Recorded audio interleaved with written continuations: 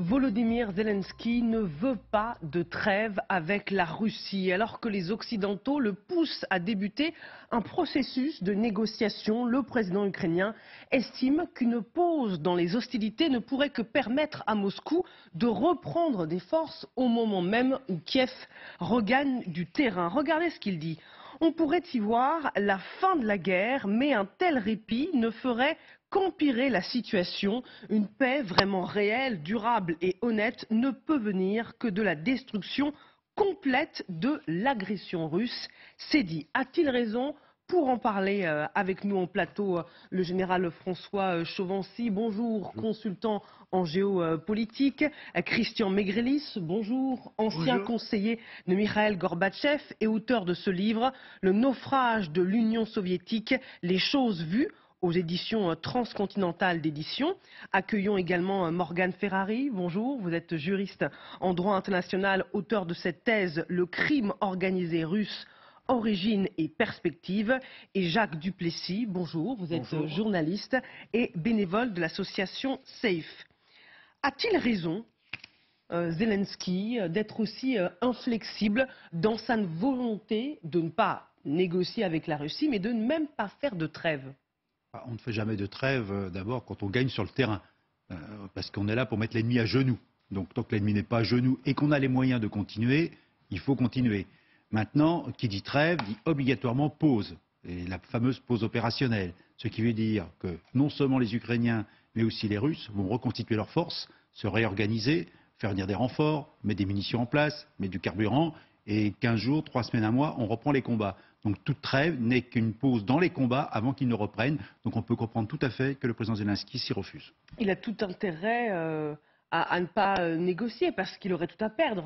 Alors d'abord, la question de la négociation, je pense qu'on peut même la dissocier. Je dirais, tant qu'on gagne sur le terrain, tant qu'il n'a pas atteint tous ses objectifs tels qu'il les a annoncés, c'est-à-dire les frontières de 1991, et qu'il paraît en mesure d'atteindre cet objectif, il n'a pas du tout intérêt à geler la manœuvre, même si c'est l'hiver. Il faut continuer. Maintenant, est-ce qu'il va pouvoir maintenir ce cap vis-à-vis de ses soutiens étrangers qui diront peut-être qu'à un moment donné, il faut peut-être calmer le jeu. Mais pour l'instant, il n'a pas de raison de le faire, puisqu'il gagne. Alors il faut continuer.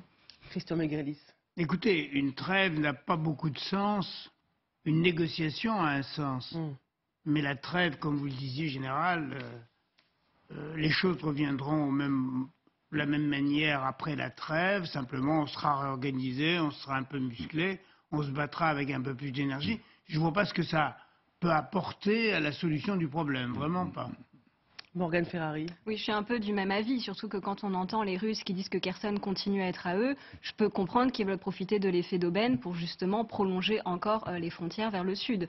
Donc il a tout intérêt effectivement à ne pas accepter une trêve et au contraire à pouvoir avoir des vrais fondamentaux et ensuite éventuellement à passer à la négociation. Pour alimenter notre débat, Jacques Duplessis, je voudrais vous montrer cette image qui nous est parvenue il y a quelques instants depuis Kiev. Il s'agit du déplacement du premier ministre britannique, Rishi Sunak, qui s'est rendu à Kiev pour confirmer le soutien du Royaume-Uni à l'Ukraine. Première visite pour rencontrer son homologue ukrainien, et ces images qui nous sont parvenues il y a quelques instants via le compte Instagram du président ukrainien. Une manière aussi pour le président ukrainien de montrer le soutien de la Grande-Bretagne, qui est un allié indéfectible depuis le début de ce conflit, à l'heure où certains le poussent à négocier. C'est clair. Je voulais juste revenir sur le point précédent. C'est clair que s'il y a une trêve, les Russes pourront davantage s'enterrer le long du front. Donc ils creuseront des tranchées, ils mettront des obstacles anti-chars sans être menacés par les bombardements ukrainiens. Donc c'est vraiment, c'est plutôt les Russes, et que les Russes qui ont à y gagner. Ils formeront davantage les conscrits qui arrivent, alors qu'actuellement ils sont quasiment pas formés, ils servent de chair à canon et on voit même qu'ils sont si mal encadrés par les officiers. Donc en fait, je comprends que Zelensky refuse la trêve. Après, concernant la visite du Premier ministre anglais, c'est clair que c'est un allié indéfectible depuis le début, qu'effectivement les Anglais, ça leur rappelle sans doute quelque chose, ce qu'on disait, la Seconde Guerre mondiale, Churchill qui résiste, et je pense qu'il y a effectivement une vraie sympathie pour le président Zelensky qui fait vraiment le job et qui arrive à animer la résilience du peuple ukrainien. Voilà. Après, sinon, juste en termes de moyens, c'est clair que c'est les États-Unis qui fournissent le plus d'armes. Alors, vous m'offrez une parfaite transition puisque vous parlez des États-Unis. Les États-Unis, en sous-main, ils font pression, sans oser le dire officiellement, pour pousser le président ukrainien à négocier, notamment pour des questions militaires. Et je voudrais vous faire réagir à ce qu'a dit Mark Milley, c'est le chef d'état-major américain, qui dit que l'expulsion de tous les Russes, de tout le territoire ukrainien, est hautement improbable d'un point de vue militaire. Écoutons-le. The probability of a Ukrainian military victory defined as kicking the Russians out of all of Ukraine, to include what they define or what they claim as Crimea, the probability of that happening anytime soon is not high, militarily. Traduction, vous ne retrouverez jamais l'intégralité de votre territoire, alors il vaut mieux arrêter maintenant? Non, le général Milley ne dit pas exactement cela. Comment vous le comprenez? Il est dans une logique très militaire. On ne peut pas affirmer dans la guerre un certain nombre de choses. Est-ce que la victoire est au bout pour l'Ukraine? Il dit simplement peut-être, mais ce n'est pas sûr qu'il y arrive. Simplement parce que l'Ukraine a besoin de moyens, elle a besoin de temps, que les Russes sont encore là, et que oui, il y a une aspiration, ce qu'on a évoqué tout à l'heure, un objectif stratégique de reconquête, mais le général Milley dit bien oui, mais attention, en gros, est-ce que vous avez les moyens de faire cette reconquête? Et il laisse entendre que l'Ukraine n'aurait pas forcément les moyens. Et là, on revient au débat qu'on a eu il y a quelques instants. Est-ce que les États-Unis vont continuer à donner le financement, les armements, les équipements pour permettre d'aller aussi loin? Parce que la reconquête complète de l'Ukraine, il est inenvisageable qu'elle se fasse en quelques semaines. Sauf si l'armée russe s'effondrait, ou sauf si Poutine tombait. L'un ou l'autre, ou les deux ensemble. Voilà, c'est des conditions telles que oui, là, il y aurait effectivement une fin de guerre. Mais à la date d'aujourd'hui, ce n'est pas le cas. Donc on a toujours une armée russe, on a toujours une armée ukrainienne, on a toujours Poutine.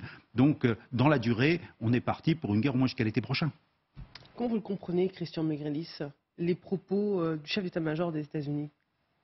Moi, je pense qu'ils parlent comme les Américains ont cet avantage dans ce conflit ukrainien, c'est de parler calmement et lucidement, ce qui n'est pas tout le cas de tous les dirigeants internationaux.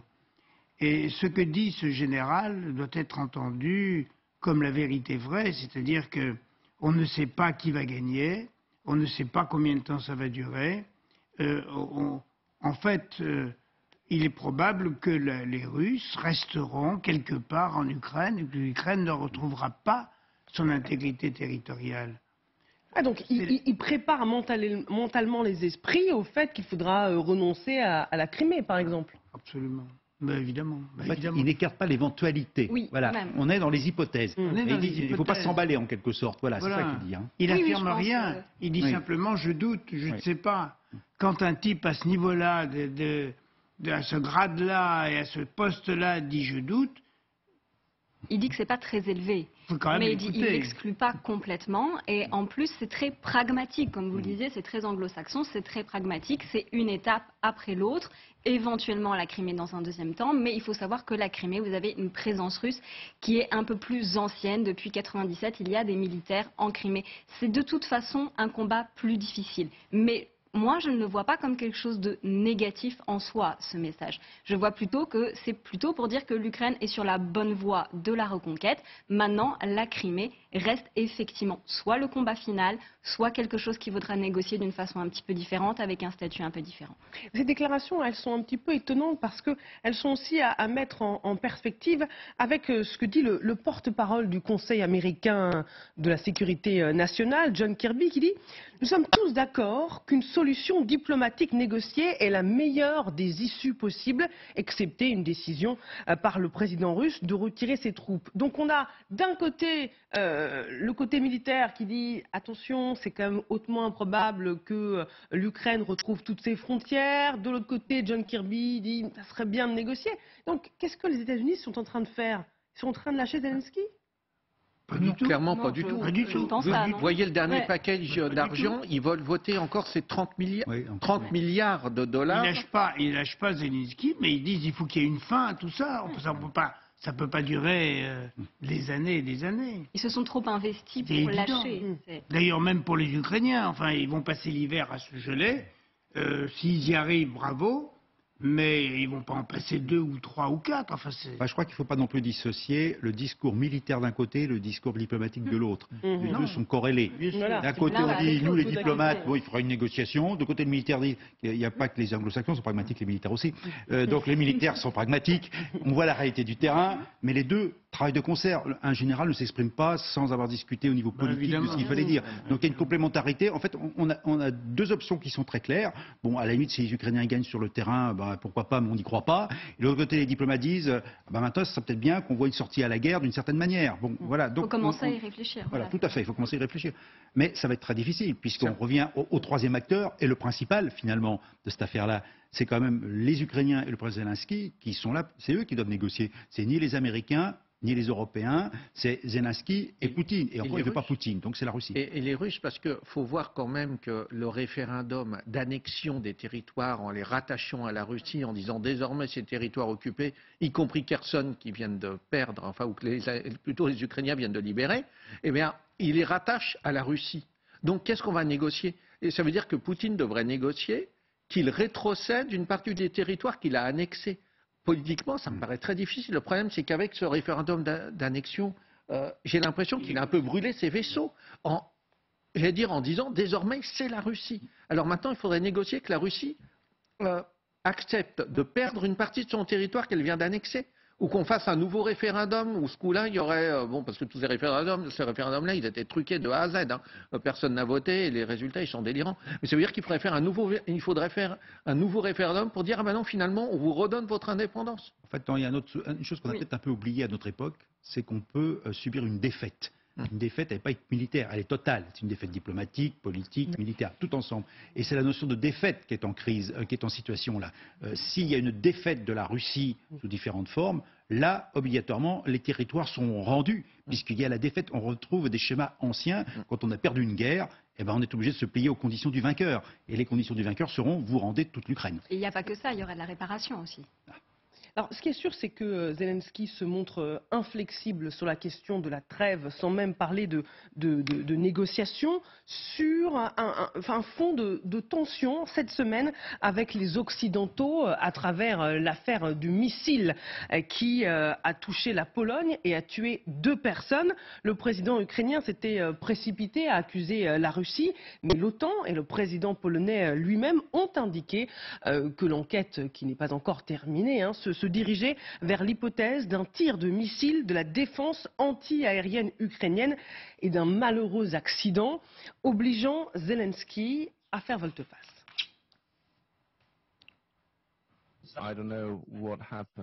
Je ne sais pas ce qui s'est passé pour l'heure. On ne sait rien à 100%. En réalité, je pense que personne ne sait à 100% ce qui s'est passé. Mais je suis sûr que c'était un missile russe et je suis sûr que nous avons eu recours à notre système de défense anti-aérien. Mais nous ne pouvons pas dire spécifiquement si ce qui s'est passé est dû à un missile ukrainien. Nous sommes reconnaissants de ne pas avoir été blâmés. Pour être juste et honnête, nous devons attendre la fin des investigations.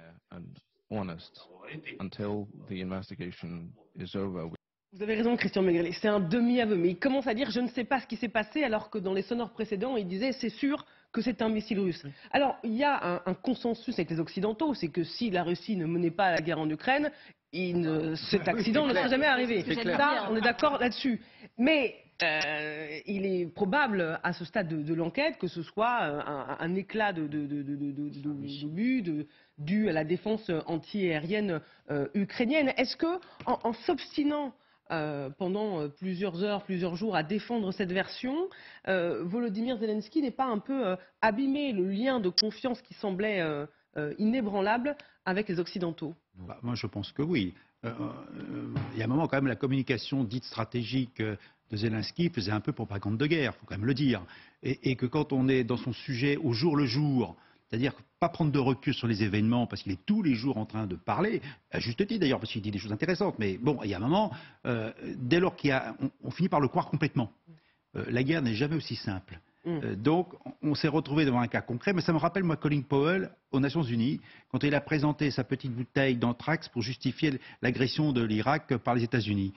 C'est pour ça qu'on ne les a pas crus quand on a parlé d'une invasion possible par Poutine de l'Ukraine. Simplement parce que quand on commence à voir en démocratie, un mensonge ou une volonté de ne pas reconnaître un fait tel qu'il est établi, on finit par douter de la personne qui dit cela. Et je pense que ce n'était pas seulement une erreur, c'est plutôt une erreur qu'une maladresse de la part du président Zelensky, parce qu'il va falloir quand même qu'il rattrape finalement ce capital confiance qu'on lui accordait complètement, parce que là, manifestement, il y a quelque chose qui n'était pas très clair. Et moi, je tiens à conclure sur un point, moi, je ne mets pas uniquement en cause lui, ça fait 8 mois qu'il dit quelque chose tous les jours. Donc il y a l'usure du chef, comme on dit. Oui. Elle existe. Donc à un moment, on fait des bêtises pour parler correctement. Hein. Mais il y a quand même une équipe autour de lui, parce qu'il y a une équipe autour de lui, qui est là pour lui apporter la communication, donner les éléments. Et peut-être aussi qu'il y a une équipe autour de lui qui n'a pas fait le travail correctement pour qu'il dise ce qu'il faut au bon moment. Et là, je pense qu'il y a aussi une responsabilité de son environnement proche. Ce n'est pas uniquement la faute du président Zelensky, à mon avis. Il y a un moment, il est dans la fatigue, il est accompagné d'une équipe professionnelle. Cette équipe professionnelle, c'est le travail de conseiller, finalement, est là pour lui apporter les bons éléments. Et peut-être là, il y a une erreur de stratégie dans cette communication. Christian Maigrelis. Oui, pour moi, ça n'est pas quelque chose de très grave. On aura oublié ça dans 15 jours. Et il est en train de faire un demi-aveu. Après-demain, il va demander des excuses. Et puis, ça sera terminé. On effacera et on continuera. Ça n'ira pas plus loin que ça. Oui, mais enfin, quand vous voyez les réputations... Excusez-moi, Farah. Oui, allez-y, Quand vous voyez les réactions, je dirais, du côté pro-russe, sur les réseaux sociaux en particulier, il y a une exploitation, bien entendu, de cela, vous voyez bien. Bon, donc on est quand même dans une guerre de l'information. Ouais. Et quand l'information n'est pas claire pour une démocratie en guerre, il y a un moment où c'est très facile à exploiter. C'est ce qui est... Alors vous avez peut-être raison, on n'en parlera plus dans une semaine, 15 jours, 3 semaines, mais n'empêche, je crois que ça fait des dommages cette semaine sur la crédibilité, au moins temporaire, du président Zelensky. Je pense qu'il y aura des choses. On est en face de Russes qui disent des mensonges. Oui, c'est ça, oui, c'est vrai. D'accord. Je suis d'accord. Il a un boulevard devant lui, je suis d'accord. Et puis il est quand même d'abord le président de l'Ukraine, donc c'est aussi normal qu'il ait ce type de message. Je ne pense pas qu'on peut vraiment lui en vouloir d'avoir fait ça. Je suis un peu d'accord avec vous. Voilà. Il est épuisé, cet homme. Voilà, il est vraiment très investi. Il a depuis 8 mois. Mais qui tiendrait le coup? Oui, exactement. C'est facile de juger après coup. Moi, je pense que les Ukrainiens sont quand même redevables aussi qu'ils soient toujours là en train d'essayer de montrer une image. De temps en temps, il peut avoir la langue qui fourche. Oui. Et vous avez aussi une volonté de ne pas fâcher l'armée ukrainienne? Non. Mais je pense même pas. Je pense que c'est un loupé de l'équipe. Je pense que c'est un loupé de l'équipe. Voilà, qui aura des conséquences temporaires, mais honnêtement, il va y avoir plus grave. Quand on voit ce qu'on découvre, par exemple, à Kherson, dans les territoires libérés, encore à nouveau des chambres de torture et des choses comme ça. On va en parler. Il va y avoir des choses beaucoup plus graves. J'allais dire, malheureusement, c'est la guerre et c'est un accident regrettable.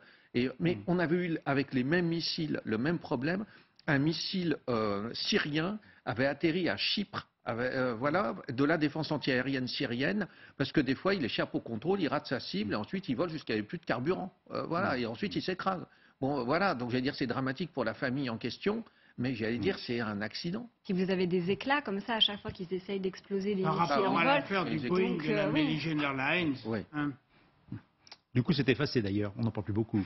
Le procès qui a eu lieu il y a quelques instants, avec quelques jours. Vous restez avec nous dans ce contexte évidemment extrêmement inquiétant dû à cette guerre en Ukraine. La France est-elle prête de son côté à une guerre de haute intensité? En tout cas, elle s'y prépare. Elle va mener dans quelques mois l'exercice militaire le plus important depuis la fin de la guerre froide, avec plus de 20 000 soldats français et alliés. On vous explique tout dans un instant. Votre programme avec une équipe de professionnels engagés sur le terrain. Pour vous, avec vous, proche de vous. Groupement national des agents Citroën. L'entrée de Kherson, vous le voyez juste derrière moi. Les fameux checkpoints, ces points de passage militaires ont été resserrés. Il est donc très difficile de les passer en tant que journaliste. Je vous demande maintenant de vous éloigner car après cette frappe, tous redoutent bien évidemment une riposte de l'armée russe. Il y a en ce moment même des combats entre soldats russes et soldats ukrainiens. Une fois arrivés sur place, les militaires n'ont que 15 secondes pour tirer. Le tir de réplique des Russes peut intervenir à tout instant. Le voyage était difficile, mais nous y sommes à Kherson.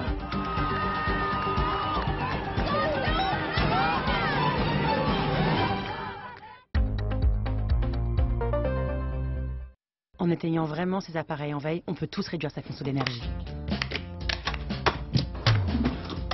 Ah bah non. Sauf quand on veut les utiliser, évidemment. Ça fait partie des gestes utiles. Je baisse, j'éteins, je décale.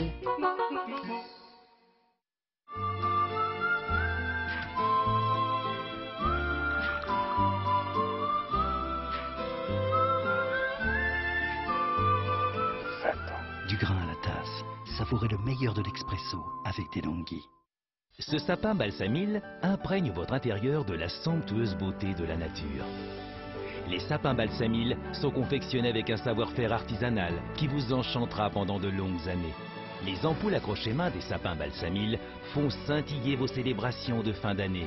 Les aiguilles True Needle de balsamil confèrent à ce sapin son réalisme saisissant. Balsamil vous propose un sapin à votre image. Dépêchez-vous et profitez des offres Black Friday avec jusqu'à 50% de réduction sur balsamil.fr.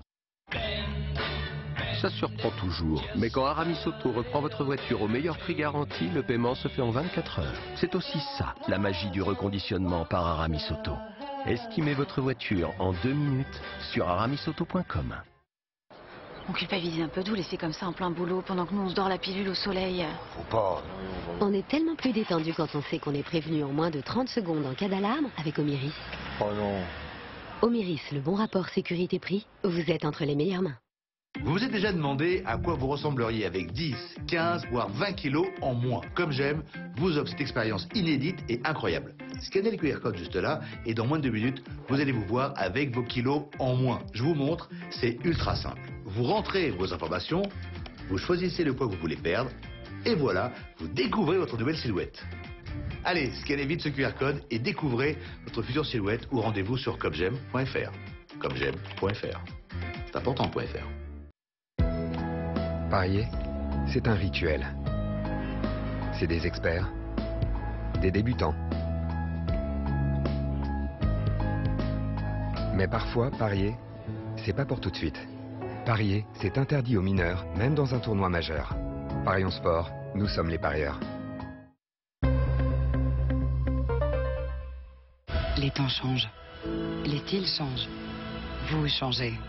Vous grandissez. Ou pas. Vous grandissez trop vite. Vos besoins changent, vos priorités aussi, et votre façon d'être connecté. Et pour vous accompagner à chaque tournant de votre vie, vous pourrez toujours compter sur la Golf. C'est ça, la vie en Golf. En ce moment, profitez de 3 mois de loyer offert sur la Golf hybride ITSI. Volkswagen. Bonjour messieurs, vous venez pour la tentative de cambriolage? Oui. Je suis désolée, on est un peu en retard, mais pour me faire pardonner, je vous ai fait des petits cookies. On est tellement plus détendu quand on est protégé par Omiris. Oh non. Omiris, le bon rapport sécurité-prix, vous êtes entre les meilleures mains. Une croisière qu'Atlante, c'est partir loin de son quotidien, rencontrer d'autres cultures, ouvrir son horizon. Partez à la découverte des autres sur catlante.com ou au 01 55 20 90 90.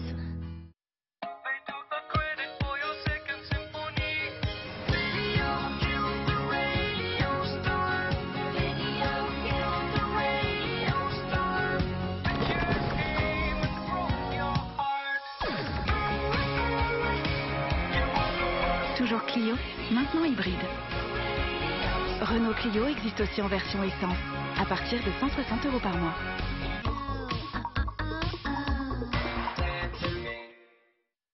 Tu sais quel jour on est aujourd'hui, mon Nico? C'est le jour où tu vas t'occuper de ton argent, enfin! Tu vas aller sur yomoney.fr et tu vas voir ce qu'ils proposent. Ça va, chérie?